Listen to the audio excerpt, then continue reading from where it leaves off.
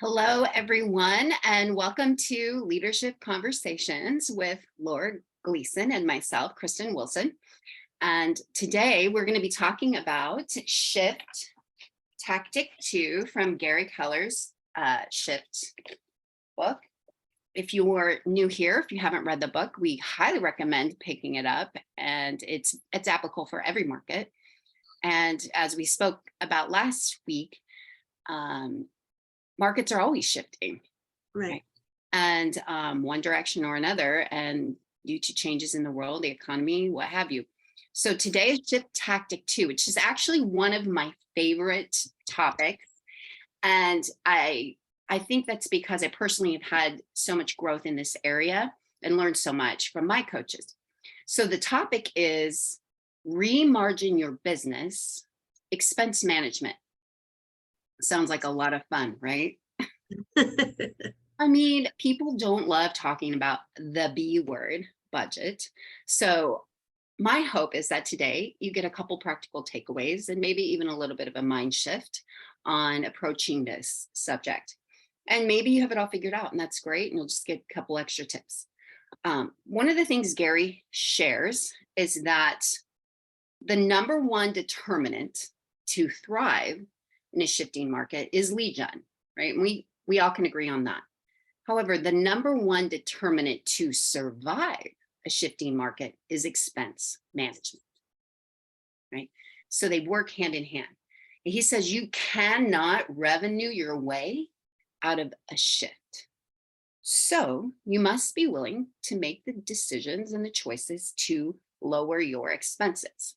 One of the models that we operate on as a company from day one is we call it red light, green light. We play red light, green light with our expenses. We do that from the top down in our company, right? And I think that's one of the things that attracted me in the beginning to Keller Williams was that concept, building your business from a place of leading with revenue. Yeah.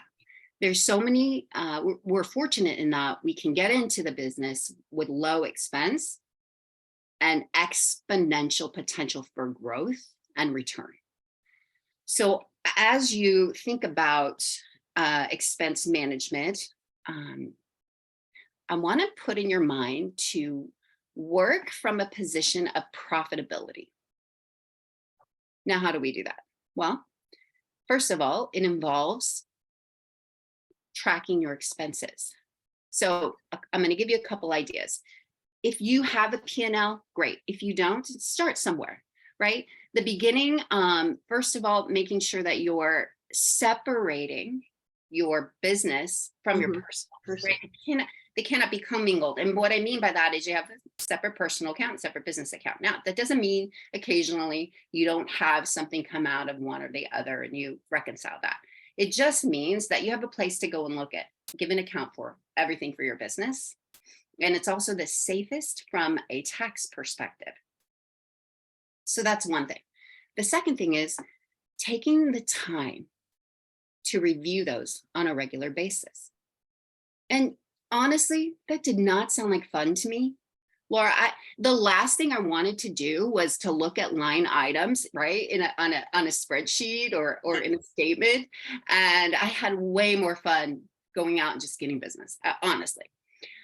However, one of my coaches, Sajik Patel, he changed my mind about that in a second. So we went over my P&L, and each line, he said, tells a story. What's the story that this line item represents? The second thing he did that blew my mind was he said, every line item in our business has an ROI.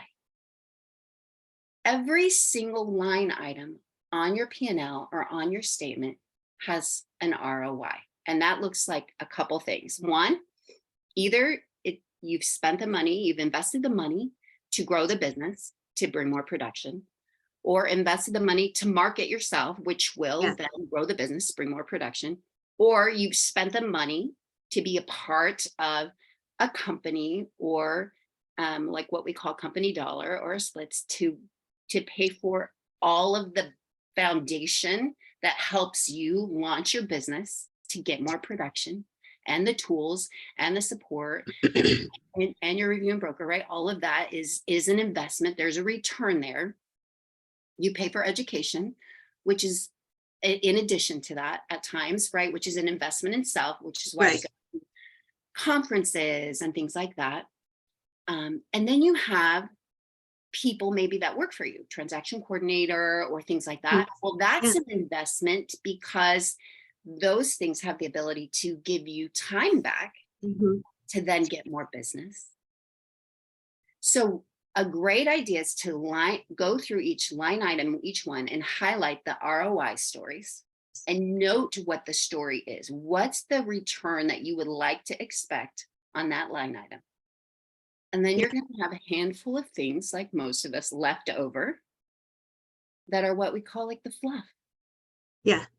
And those are the things to begin cutting. Now, I'm going to bring the B word back up, budget. We have a budget format outlined in the MREA. I believe it's page 349. I actually have it noted here. That is a great place to start. It's just a great place to start. And I find that when we're not in the habit of expense management, sometimes we just don't know where to start. So one, it helps to start with the budget. The second area to start, and this is one of my favorite coach tips, and we do this with our clients, is you take 3 months of financials, right? 3 months, credit card statements, bank statements, and we play the highlighter game. You take 7 different colors, 6 or 7, and you for those 3 months, and it takes maybe about an hour to sit down and do this, use some CEO time, and you take a different color for each category. Now I'm going to give you these categories right now so that you have something practical to walk away with, right? So first start with cost of living. Highlight in one color everything that's cost of living. And you know, that's your bare minimum cost of living. That's mortgage, utilities, taxes, insurance, you know, any in that category. The second, take another color for all your transportation expenses, right? That's car insurance, that's fuel, right? Maintenance, car payment, lease, whatever that is. Third is your groceries. Simple, you know, we have to eat. It's an essential. Right. Then fourth will be entertainment and unnecessary expenses. Expenses that if you could do without for a time, or if it's not absolutely necessary, you could absolutely, you know, put it off. Highlight that color. That looks like eating out. That looks like Starbucks. Maybe nails or extra manicure, or, you know, extra pampering, right? There's so many things in that category. So, you know, leaving it to anyone's discretion, but that you could live without. The fifth one, highlight your investments. If you don't have investments, it's a good thing to put a question mark by, like, okay, I don't have any investments. I want to work on that. And the sixth thing will be your business expenses. And when you look at those business expenses, that's when you're going to play the ROI game.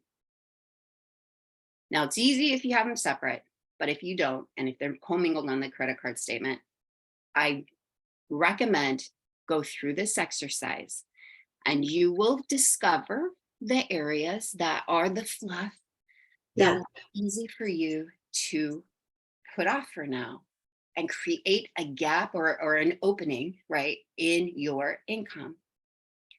And then you take the main expenses for your personal and your business and divide that by our average price point to get your survival number unit. So that's not, I know, right? So that's good. Rather than hope or guess, have it exactly calculated.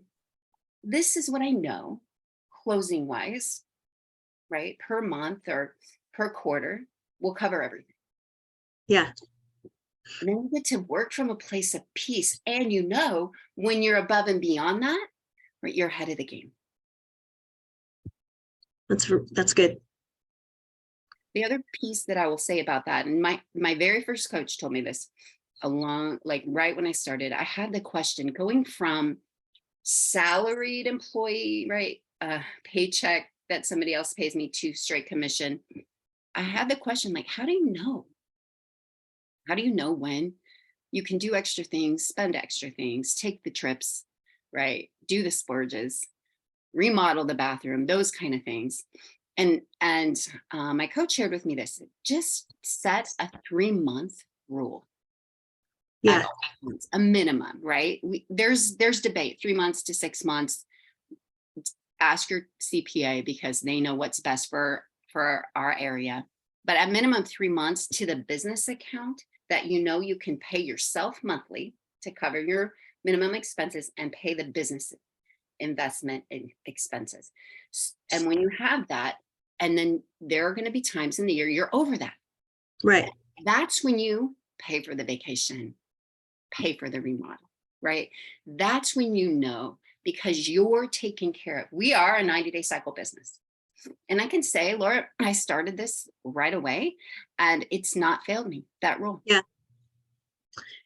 I love that. We talk a lot about, you interview agent after agent and you talk about what their big goals are. And they always talk about freedom, which typically means financial freedom. Yeah. And there's so much freedom in a vacation that's paid for versus put on a credit card. There's so much freedom in a remodel, et cetera, that's paid for. And there's pride in that too. I paid for that.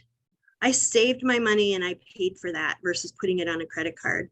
I love that. We're running out of time, but I want to just add, and thank you so much for all those tips. They were so good. I loved how you actually merged in the personal life with the business life in terms of that expense management, because we really do need to look at our budgets that way.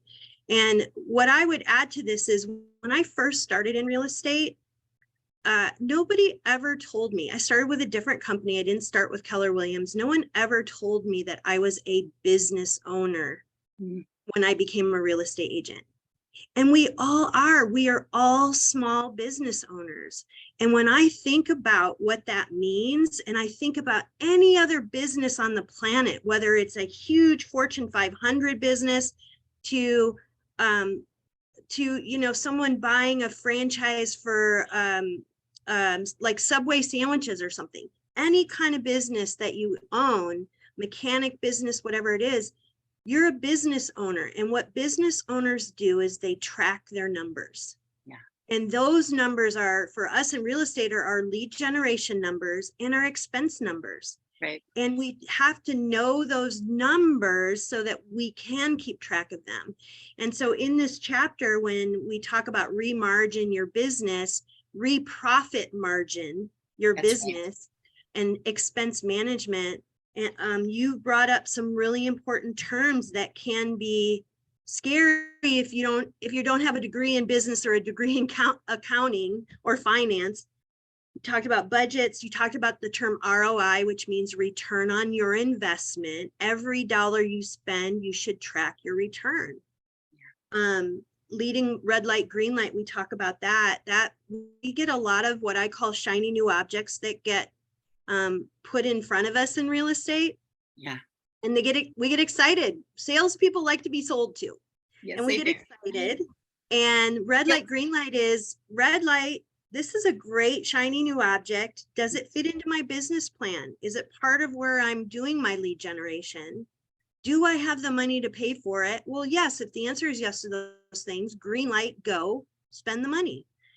Red light, it doesn't fit in my business plan. It doesn't fit into the lead generation I'm doing. I don't have the money to pay for it. Red light, I'm not going to spend the money. That's right. And you get to be so in charge of your life and your business that way. So I love all of the things that we've talked about today, and I love the tips that you gave. And I love how you blended it in with the family and the personal life too. I think that's great. And good job. I love it. Well, something you said to wrap up, when you take control, that's where the actual freedom comes from. Yes. Yep. Right. Yes. So if freedom is the goal and financial freedom, nothing feels better than knowing what every dollar spent or invested represents. You know why rich people have so much money? Why? Because they keep track of it.